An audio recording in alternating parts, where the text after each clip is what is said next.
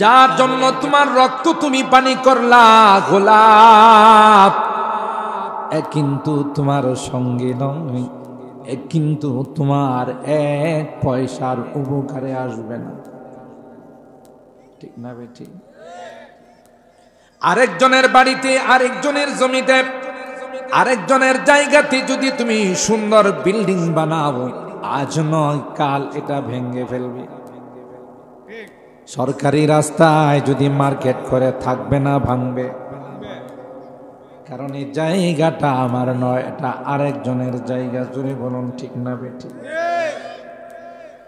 এই জন্য তো কবি বলেন, পরের জায়গা পরের জমি ঘর বানিয়ে আমি রই, পরের জায়গা পরের জমি ঘর বানিয়ে আমি রই, আমি তো সেই ঘরের মালিক নই।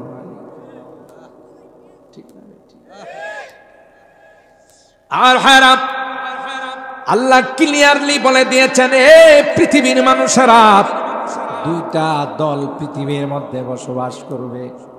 একটা হবে রে আমার দল, আর একটা হবে শয়তানের দল।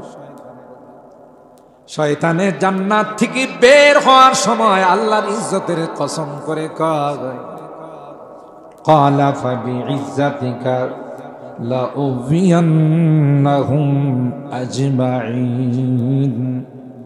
তোমার ইজ্জতের কসম, একটা বান্দাকেও আমি জান্নাতে আসতে দেব না। নাউযুবিল্লাহ।